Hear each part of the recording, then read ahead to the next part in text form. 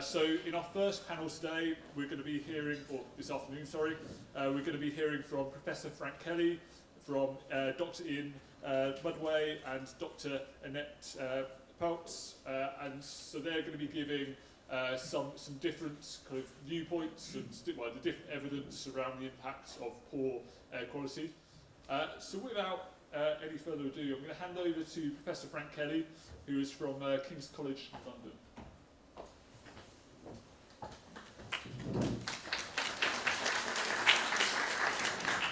Afternoon, everyone. Great to see so many interested people here.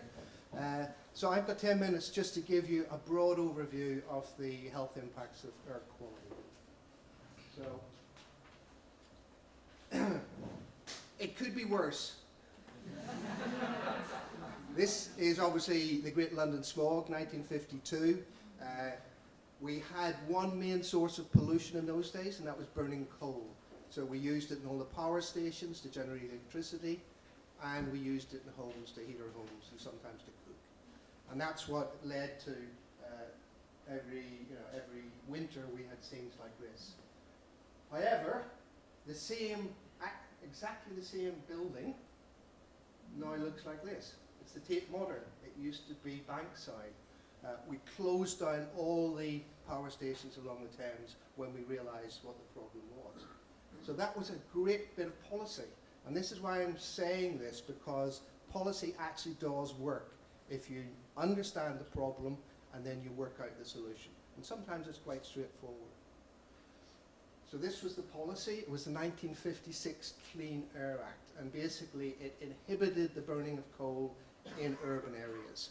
All the power stations were closed down, moved outside the cities, away from people. And it's worked, as you just saw. But when you solve one problem, you have another one coming along quickly. That's the way we do things. And of course, one of the main issues in London and every major city across the world is too many fumes coming and pollution coming from vehicles, because we have too many vehicles on our road. So it's this stuff. It's the exhaust of vehicles we realise now has been linked with a lot of the problems we have with health. And I'm showing you this because I always forget this. This is a graph which shows the growth in kilometres travelled since 1950 to present day. It's absolutely phenomenal. There's a 9-fold increase there. You can just see it's going up and up. So when you build more roads, you get more traffic. And when you get more traffic, you tend to get, obviously, more pollution. Now, the serious bit. The health effects that we understand that are associated with pollution can be thought of in two ways. There's the short-term effects, so that's when we have an air pollution episode and people start feeling ill. Not all of us, but generally people who tend to already have some form of illness, be it COPD or asthma or maybe a previous heart attack. And then there are the long-term effects. And they're actually more serious because they affect all of us and they contribute to the development of these conditions. But that's over many decades. So just a couple of examples to illustrate that. Air pollution episodes. In 2018, we had a big one in April, the beginning of April. And if you look at the ambulance data, 1,200 extra calls for ambulances to come out to people who are having respiratory problems. There was another episode a few weeks later. It was worse. I think it was 4 days in length, and there was 2,300 additional call-outs. So that's how we understand that there is this link between the quality of the air that we breathe and how well you feel. But as I stressed, this is people already with a condition generally, and they just feel a lot worse because of the air quality deteriorating. So, I had a walk around Home Park this morning. I live locally. It was absolutely beautiful. The sun shining down on the grass areas. So the sky was blue. Now the question is air quality okay when the skies are blue? Well, if you are at street level and you look up, you don't see any of the pollution. But if you're in a city like London and the sky is blue, if you go up, and this is from the top of St Thomas's Hospital where I did work, and you look out across the city, if you come up to the front here and look at this picture, you'll see that there's a bit of a haze sitting across the city. And this is made up of the two pollutants you heard about this morning, PM, these tiny particles, and nitrogen dioxide, this gas that we got a lot of from diesel vehicles. So they give you this smog that sits over the city, but you can't see it, as I say, most of the time. Now the really important thing here is the fact that these particles are invisible, and that's why we don't think about pollution. Now, I'm going to do something dangerous here. There you go. Everybody see it? No. 60 microns in diameter. The particles that we're talking about are either PM10, so you get 6 of those across human hair, or PM2.5 and smaller, you get 24 of those across a human hair. So that's the simple fact. Pollution is coming out from vehicles, from chimneys, from our cooking, whatever, but you can't see it, so therefore you don't think about it, and that's why, you know, most of us are not aware about it. But that's the issue, as it were. It's an invisible challenge. Now, the long-term health effects, I said, are more problematic because they affect the whole population. And if you live in an urban area, generally in the UK, you will be exposed to too much pollution. It may not be just at your doorstep, but as you move across the town or the city, as you travel about, you probably will get exposed to too much pollution. And we now know that people who live in cities, compared to those who live outside cities, this has an effect on their health. There is a committee called COMEP, the Committee on the Medical Effects of Air Pollution. It's the Department of Health Committee.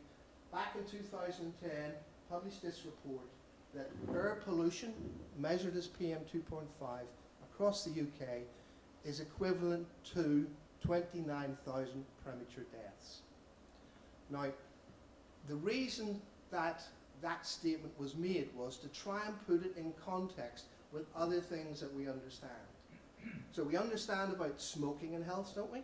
So 89,000 people in the UK die every year because of active smoking. Big number, it's the biggest problem we have in health.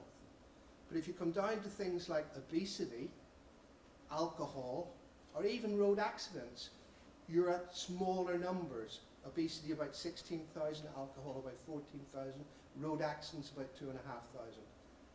So that means that air quality is the second biggest problem we have, and it's the biggest environmental problem we have.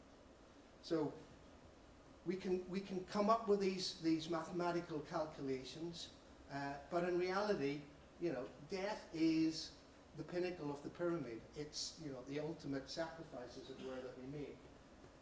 What we have is, below that pinnacle, we have all these other measurements that we can make, such as hospital admissions whenever air quality gets bad, visits to the GP, symptoms, increased medication. As you come down through that pyramid, it starts to involve all of us. We all fall into that. Now, some of us may be lucky that we don't get a chronic disease in later life, but a lot of us do. That's, the statistics just back that up.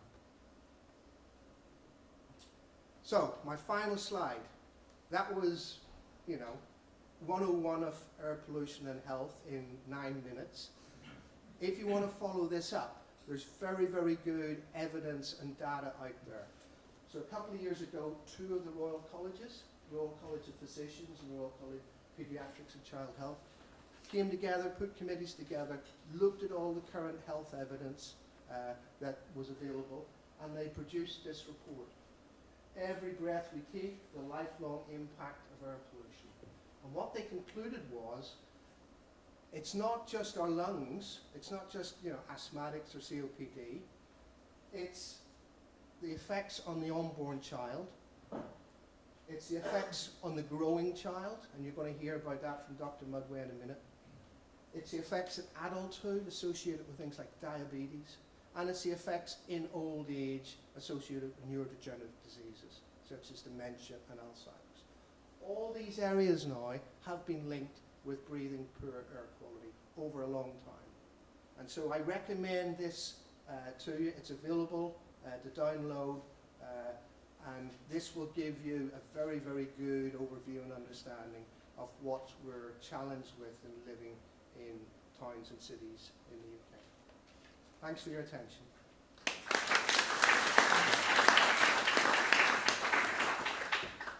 Thank you very much, Frank. So as I said, make sure that you're jotting down questions, because you'll have a chance to speak to Frank at your table later. He's also joining us tomorrow as well, so he'll be giving a presentation about some of the solutions tomorrow as well. We'll make sure that that report finds its way into the online folder, and we'll share the link with you later for that. But next up, we're going to hear from Dr. Ian Mudway, who's going to talk about that kind of impact over the life course. So over to you, Ian.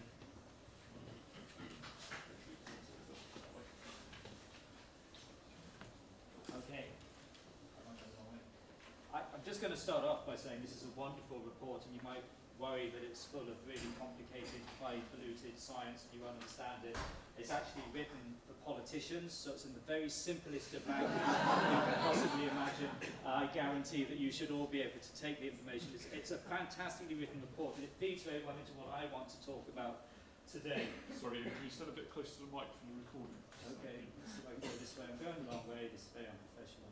Yeah, there we go. I'm going to talk about the life course. I'm going to start here. Professor Kelly spoke about this. Air pollution and our understanding of air pollution has shifted. It's more than just about how many people die a little bit earlier because of their lifelong exposure. It's more than simply the asthmatic or the individual with chronic obstructive pulmonary disease and the symptoms they have. The recent evidence on air pollution has really focused our attention down into the early life course. The air our children breathe today is not only affecting their health now, but is having impacts which translate across time to making them more vulnerable to diseases as they age. So Frank mentioned that one of the challenges of air pollution is that it's very small and we can't see it, especially in London. It's not like Beijing, it's not like New Delhi, for example. It seems as though it's not really there. The second challenge is related to those long-term health effects that Frank talked about just now, which is most of the burden is displaced in time. The air you breathe now can manifest the health effects, not today, not tomorrow, but in 10, 20, 30, 40 years' time, like smoking. People don't fall over because they've had one cigarette. The cumulative lifelong burden of smoking builds up and causes the damage, which ultimately shortens our life, but I think more importantly, damages the quality of our lives in our age, which is more important. So I often focus less on will you die 6 months earlier, and focus more on do you want to play football with your grandchildren? Will you be well enough to do that? So what I've got here are just some of the key issues that have come out. And I'll talk about some of these. So there's very strong evidence. I'll show some evidence about how children's lung development is impaired and stunted by air pollution. But also, we've had lots of evidence recently about low birth weight, and we can go all the way through to the end of life. And somebody mentioned dementia earlier, and the evidence on dementia is very strong and very, very worrying. But the reason I put this here is we could say, well, you've mentioned all that stuff, and I imagine that's the sort of stuff which goes on in Beijing and really polluted sort of countries around the world. Each of those adverse health effects, from birth until old age, has been demonstrated in the air of London over the last 10 years. This isn't a problem of another country, this is now, and it's in our cities. Now I thought I'd put some data up, so I'm expecting lots of red cards, so we've got to go and try to do this as slowly as I possibly can, yes? Now I want to give you some data, some evidence about how air pollution affects our children. Now the first thing I want to show you, I don't know if I'm going to get a red dot on here, is this is taken from a study we did between 2008 through to 2014, where we looked at the way in which children's lungs were growing in London across the period where the low emission zone was introduced in London. And our children, the children we studied, were in this sort of area. So that's Tower Hamlets, that's Hackney, and this place is much worse than Kingston. Yeah, you're in the centre of the city, they have much worse pollution. Now, these are models based on the measurements we make, and because they're models, it allows us to work out what the exposure of an individual is at their address and over different periods of time. So each of these maps, each of the dots in these maps, this is a child's residential address, and so we can look at that child's residential address, put this exposure map on top of it, and this is the annual level, and work out how much they breathe per year.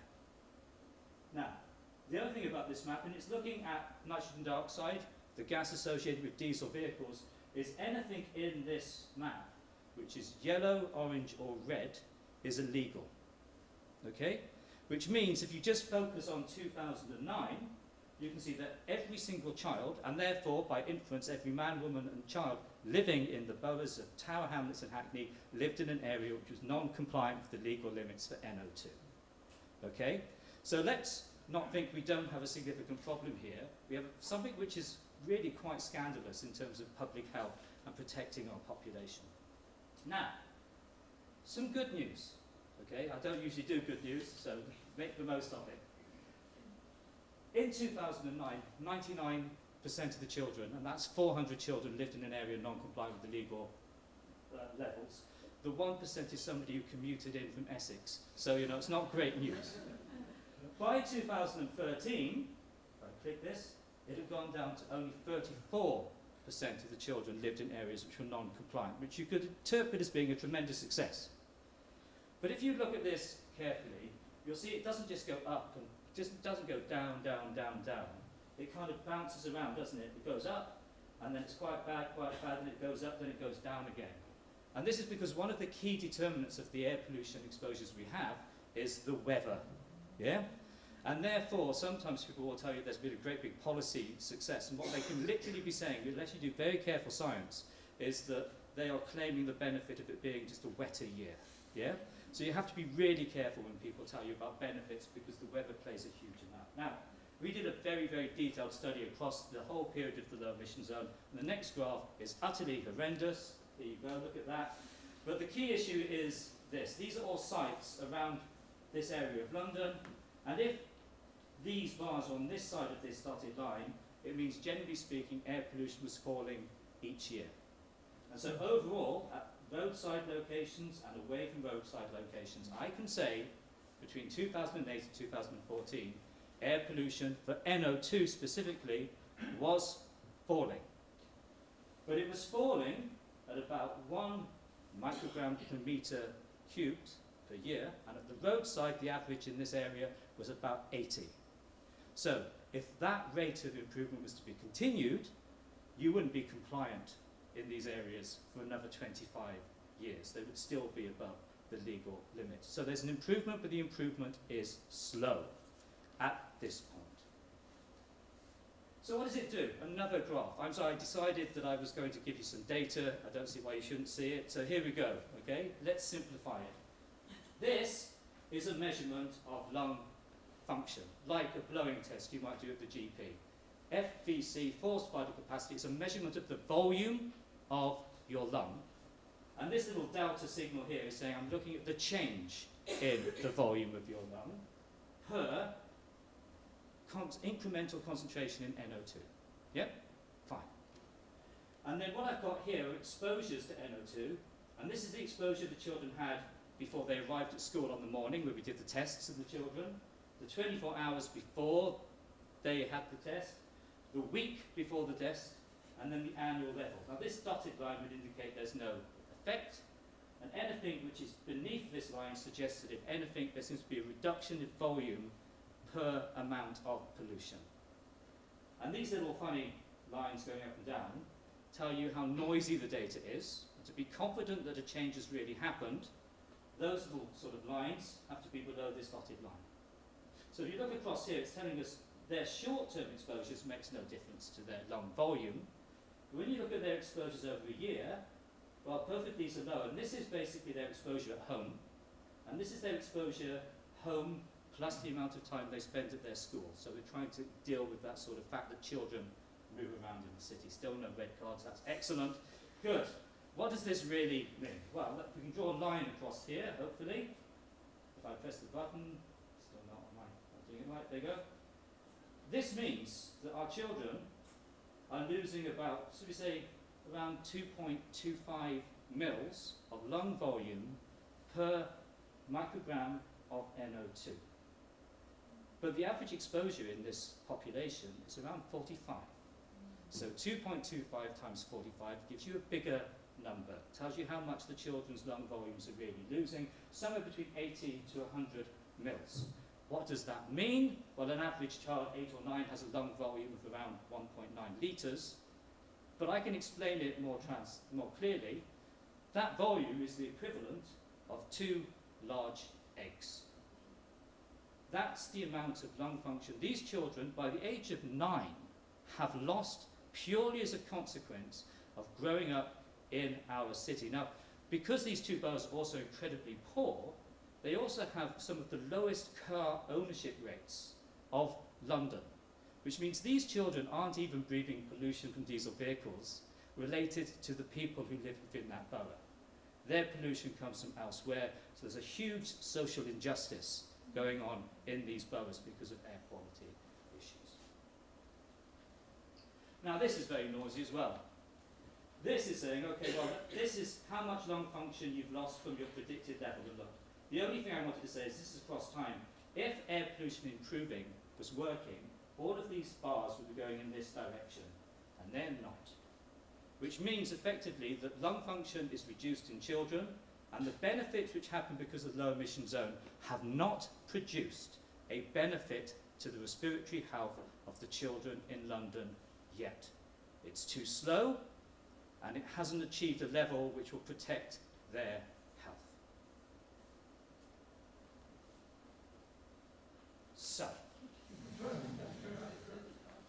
it's all very dismal. I mean, I could have told you about the fact that inner city children demonstrate lower rates of cognitive development. You know, I could talk about allergic sensitization in these populations. I could point out the reason this lung function reduction is important is not only that it could actually have some symptomatic effects on vulnerable individuals, but your life expectancy and your propensity to develop chronic disease in later life is very strongly predicted by whether your lung function reaches its predicted value at adulthood. So if these children carry a deficit into adulthood, that means they are more likely to die earlier and more likely to have cardiovascular disease and chronic respiratory diseases in later life. So what they have breathed in the past is a health cost for our natural health system and a quality of life cost for those individuals across their life course. So, some good news. It doesn't come from the United Kingdom, it comes from California. And California has been very, very successful at reducing air quality because they regulate things and ban them, okay? Rather than try to just gently persuade people. And this, over here, is children with clinically small lungs. It's a red card. Ah, good, good. Sorry, it might be me. So California has been very successful at reducing air quality. They have. Improving. Improving. Ja. Well done, young man. I think I didn't see you because you were holding up a red card on a red T-shirt. Sorry. Frank will testify. I often get words back to front. I can only apologise.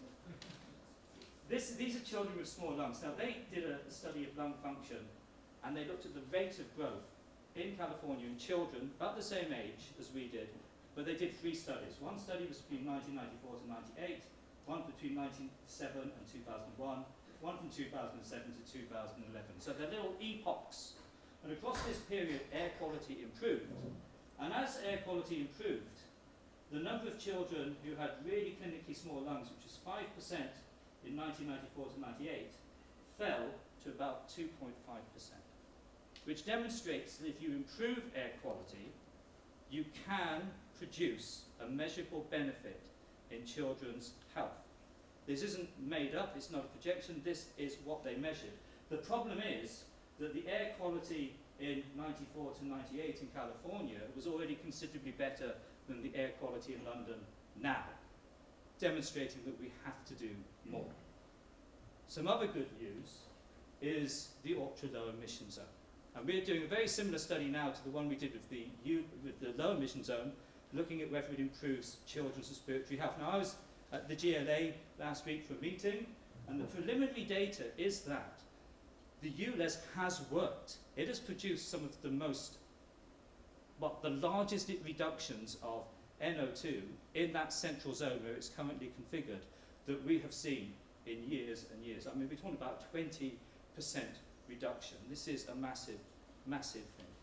And so the ULEZ may actually be a policy which has tightened the screw sufficiently on emissions from traffic that it's improving air quality enough that we might for the first time be able to demonstrate actual benefits to the health of our children growing up in the city. And effectively, I think we have to remember that these schemes, that's the motivation. The motivation is to protect health. Thank you.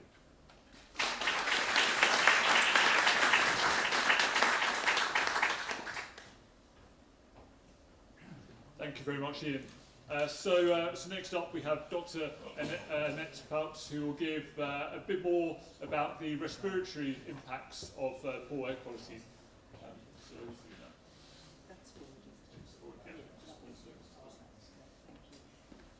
Good afternoon. Sorry, no, stand oh, up. yes, sorry. Good afternoon. I'm sorry, my voice is a little croaky, but it should hold out with any luck. I'm going to talk to you, as I'm not an expert on air pollution, but what I am is the clinical respiratory lead for the Kingston CCG. So I'm going to try and give you a little bit of a flavour of what we're seeing in respiratory conditions in Kingston at the moment, and help you to hopefully fit that into the picture of how air pollution might be contributing to that. So the World Health Organization, as you've heard already, suggests that a third of deaths worldwide are from stroke, lung cancer and heart disease are due to air pollution. In the UK, the figures are about 1 in 20, but 7 million people per year are estimated at least to die from the effects of air pollution. And so people, as Frank and Ian have both said, people, children and adults who have pre-existing conditions, pre-existing lung conditions, but also other chronic health conditions, are the ones who are affected most, and people with respiratory pre-existing chest conditions such as asthma and COPD notice the effects of air pollution more immediately because, as was explained, as pollution levels are high, they have symptoms that get exacerbated by the air pollution levels.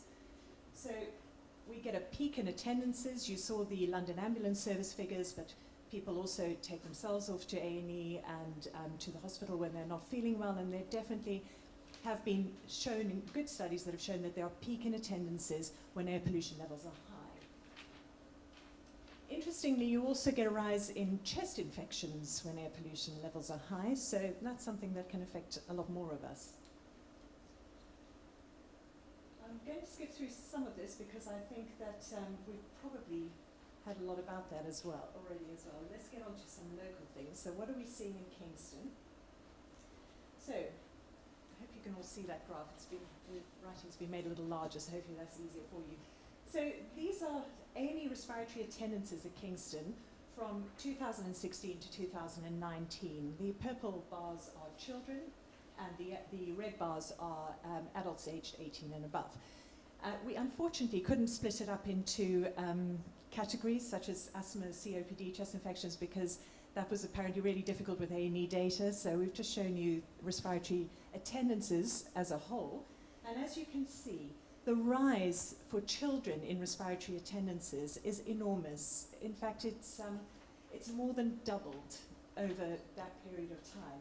So the numbers associated with those graphs are the smallest purple column is 740, and then in 1819 we saw just over 1,800 children attend A&E at Kingston Hospital with a respiratory condition. That's a huge increase. Now, we cannot say for sure that all of that is due to air pollution, but I wonder if we improved air pollution, whether we might see a reduction in some of that, and that is what you would hope for. For adults, it's risen as well, not by quite as much. I think the rise in adults is just slightly less than double. And if you then have a look, so people with COPD, so people with obstructive lung conditions, mainly due to smoking, but there are other causes of COPD as well. Similarly, for people, the green bars are adults over 65. We are seeing a steady increase, not as dramatic as we've seen with the children in the A&E attendances, but there is an increase, whereas people below 65 are pretty steady, which fits the picture that, you know, older people with pre-existing conditions are more vulnerable. And then if we look at asthma admissions, and this is quite a stark graph as well.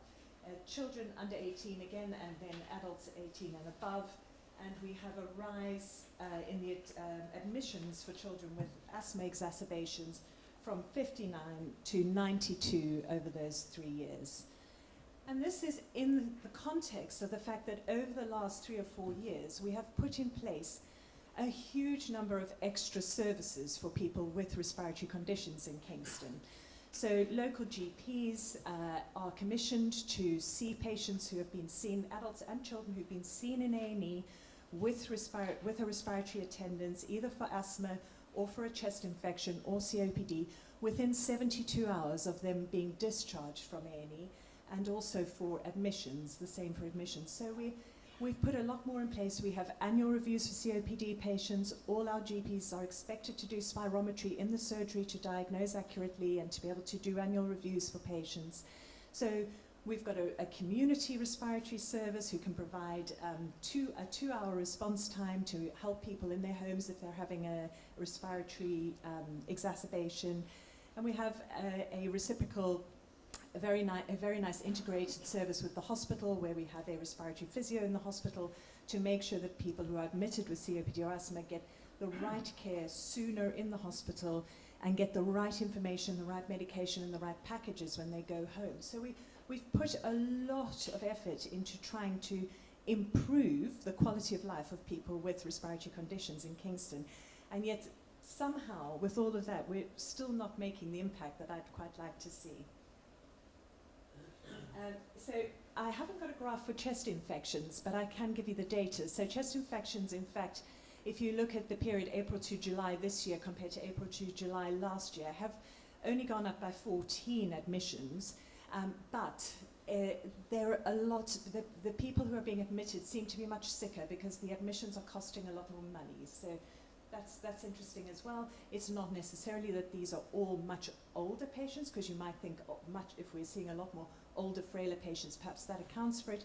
And that doesn't seem to be the case. The age range seems to be fairly similar, so we're not quite sure what's driving that either. I'm going to tell you a little story, and this is purely anecdotal. I don't have any actual scientific evidence to back it up, but it's an interesting story, and it might make you think a little bit more about what Ian said, particularly about children living in areas of high pollution. So a mum came to see me. She was asked to come in because she had been ordering a lot of reliever inhalers for her 2 children, both under the age of 10, one at school, one just before school-going age. And we were worried that they were having trouble with their asthma. They're both asthmatic. And she came to see me, and we started talking about why she'd been needing to order so many blue inhalers. And she said to me, she said, "Doctor," she said, "we live just off the Kingston Road." So I work in New Malden. Those of you who don't know, the Kingston Road is a very big road that runs between New Malden and Kingston Town Centre, and it's at peak hours particularly can be very, very traffic jammed. So there are very high volumes of traffic that go down it. She said, and we have to walk down the Kingston Road to my son's school every morning and back in the afternoon. And my youngest is too young to walk, so the youngest one went in the buggy, and she said every morning when we set off, after a few minutes of walking, and this is of course at rush hour, you need to walk at rush hour to school, my children start coughing. So I always have their blue inhalers with them, and they look like their asthma symptoms are worsening, and we have to stop and we have to give them their blue inhalers, and we get to school, and the same sometimes happens on the way back. I don't have evidence that, we don't have scientific evidence that that is caused by the pollution, but it's a compelling story, isn't it? And ideally, you wouldn't want those children to have to walk down a busy road like that to school. They don't have a car, and I suppose she could take the bus, you know, that's the advice that's given. At the moment, the advice is don't walk down heavy traffic areas at busy times if you don't have to. Well, she has to. Always have your blue inhaler with you. She does. Take the bus if you have to walk, but then we're trying to get people active, aren't we? So we're trying to encourage good habits. We're trying to encourage people to walk, to get, sorry, was that a red card or was that a 1 minute? A 1 minute That's a warning. 1 minute, lovely, thank you. So it can be difficult advice to follow, and her little child can't. The advice is to lift your children up so that they're not so close to the exhaust level, so not to have them in buggies. But if you've got a long journey to make to school and the little one has to come with and can't walk that yet, that little child, she can't carry that child all the way. It was about 3 or 4 years old, has to be in a buggy. So with all the best will in the world, the advice is not always practical, and it would be much better if we could just reduce air pollution and other risk factors. So that's a list, and I think you probably all get a copy of these slides. That's a list of what we do in Kingston for patients with respiratory conditions. And I will stop there because I think my time is up, so thank you very much.